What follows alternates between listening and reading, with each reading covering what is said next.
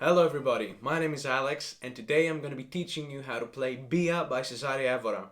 We're going to be doing it in the key of F sharp minor, which is the original record key, and this is a good opportunity for us to explore some shapes with lots of bar chords in the context of Morna playing. And on top of that, I'm going to be teaching you how to utilize muting so that your guitar can mimic a Morna Piano with more staccato feel, or approach a more tango feel when you play. So we're going to do a little demonstration and we'll go on from there. Now keep in mind this is really high for my voice, so I'm not going to sing it very well, but you know, this is what you get. So okay. Mora per, mora per, mora perto di me, perto di me, cos'è? Longe di boca, desse mundo, nel silencio mi cogna, cretcheu. Mora perto di me, perto di me, cos'è? Longe di boca, desse mundo, nel silencio mi cogna, cretcheu. Via di me, beja, cretcheu, morà, perto di me, namorà, longe di boca, desse mundo, via di me, beja, cretcheu, morà, perto di me, namorà, longe di boca, desse mundo. Don't really mind that tango little thing at the end there, but it's really tempting to play this like a tango. Now, okay, let's start with the song formatting. Let's go through the song first. So the song has two parts, the verse and the chorus.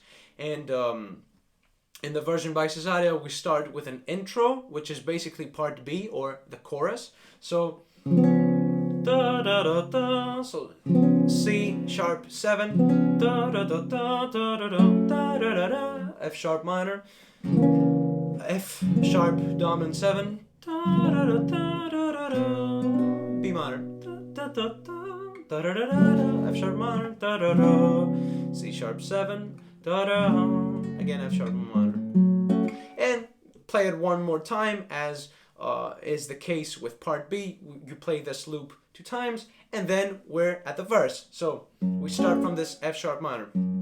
Mora perto di me, C sharp 7. We stay perto di me, cos'è? F sharp minor. So here we got an F sharp dominant 7 chord. Longe di boca, desse mundo, B minor. Nel silencio, F sharp minor, mi cogna, C sharp 7, cretcheu. And we start from the top, so we play that loop once again, and we're done with the verse. We go to the chorus. Via di me, beja, cretcheu. Again, the same as the intro, exactly, no difference whatsoever. Okay, so this is a pretty easy song in those terms. And you can steal as many things from the basses that I do, which are not that, you know, they're not that awesome, but you know, here's something to work with. Sometimes I add this little F sharp 7 thing before I go into the verse again. You wouldn't really want to do that if you play with multiple instruments, like with a band.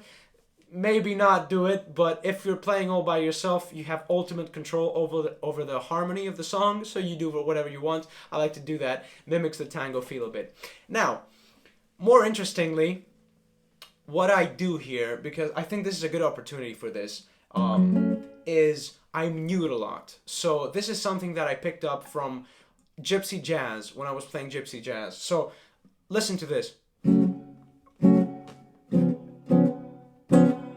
Right, so what I'm doing there, I'm doing nothing special with my right hand.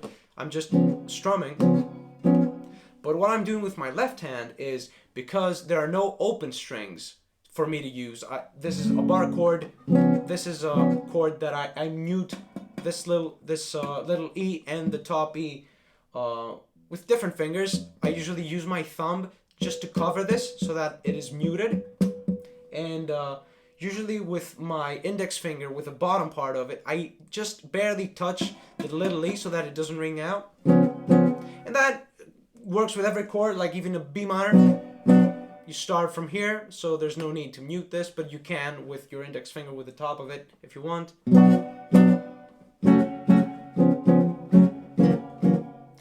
And what's basically going on is I am applying pressure at the moment of impact. When I strum, I apply pressure in my left hand, right?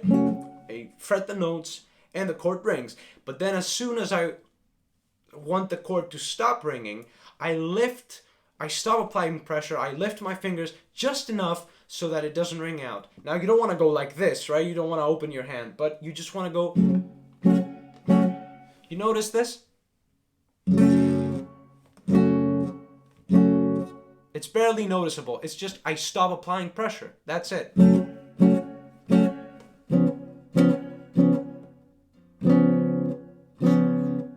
That's all. And by using this technique, sometimes it's going to be necessary to use a bit more advanced muting techniques, but we're going to keep it very basic for the sake of this video, just not make it too long.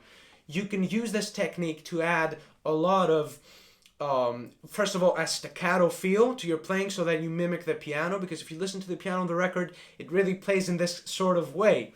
So...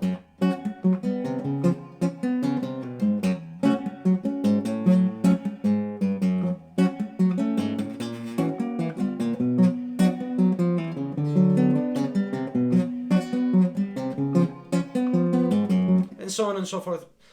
That wasn't part of the song, it was just something off the top of my head. The point is the muting, and a couple of things to consider here if you're trying to mute. If your guitar has a really low action, which means the distance between the frets and the strings is really, really close, what that might end up doing is you might have a lot of buzz, so a lot of that going on. And if you have a lot of buzzing, maybe skip this, altogether. Just play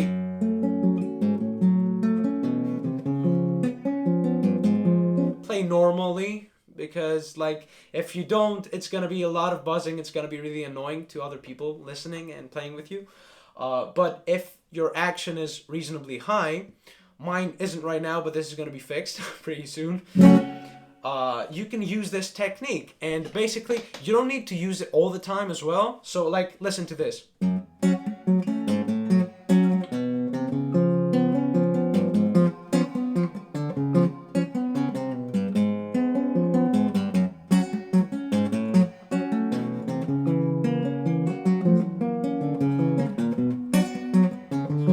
So what you notice is I mix classic Morna rhythm that I play without muting whatsoever, classic Morna with muting.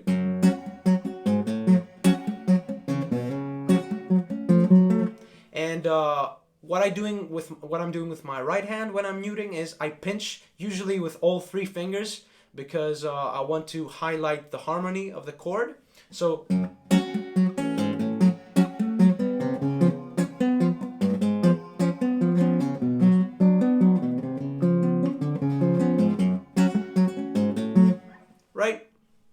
So yeah, that's pretty much all I wanted to say in this video. We got the muting exercises. We got, what else? We got the song itself. And yeah, that's pretty much all. So hope you learned something from this. If you, there's gonna be, as always, lyrics in the description of this video, along with a detailed chord chart and links to different versions of this song.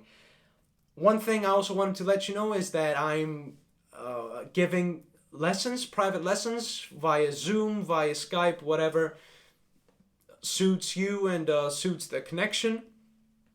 So if you want to take some sort of private lesson on any song in particular, on a bunch of songs, or just in the Morna techniques that I apply, do send me an email. My email is going to be in the description. And yeah, we can work on that. Also, what else? I have PayPal now, so you can donate to the channel if you feel like it. If not, that's fine, but you can. The link's in the description. And yeah, thanks so much for watching. Let me know what you thought of this. And do fill in some gaps maybe that I left. If there is some sort of information that you wanted to see in this video and it's not here, do comment, and see you in the next one. Goodbye.